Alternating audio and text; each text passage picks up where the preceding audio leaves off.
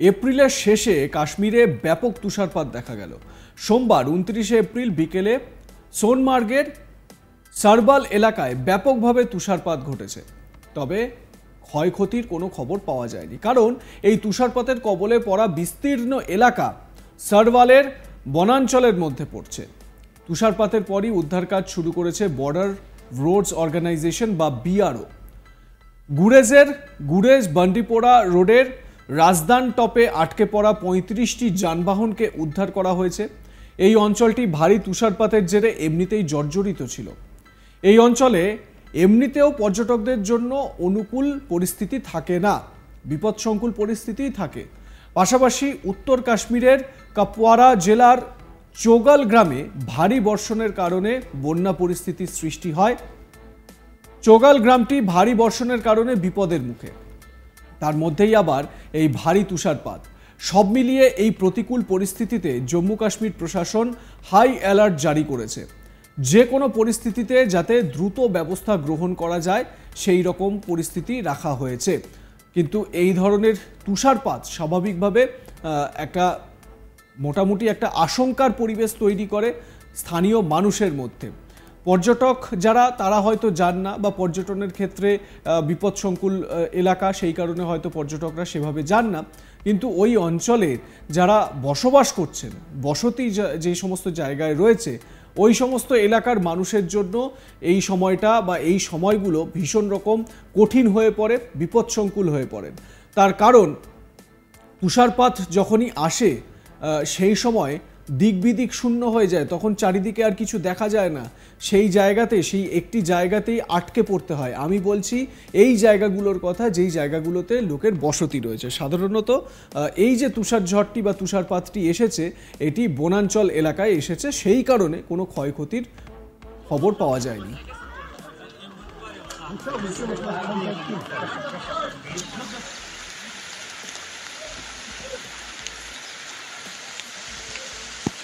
हाँ ठीक है।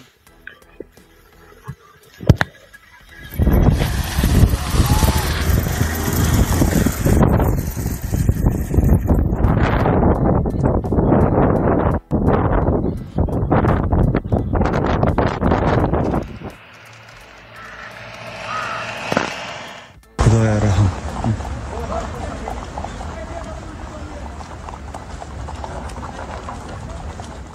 আপনারা দেখতে পাচ্ছেন ব্যাপকভাবে তুষারপাত ঘটেছে, সেই ছবি আপনাদের দেখাচ্ছি।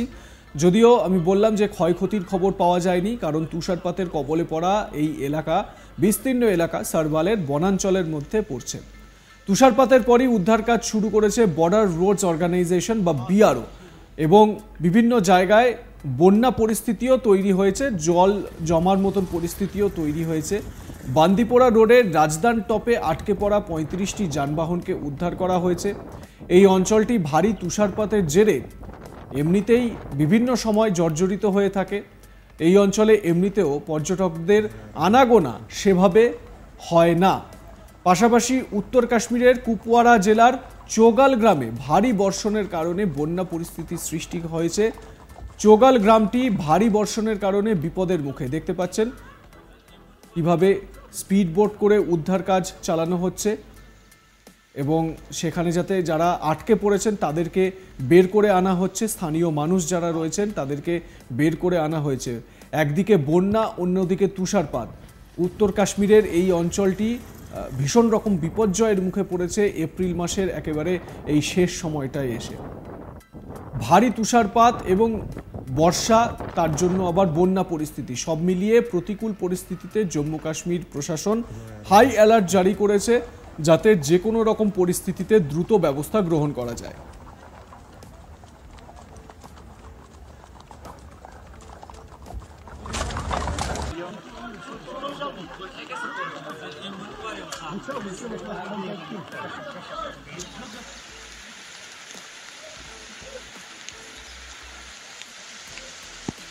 हाँ ठीक है।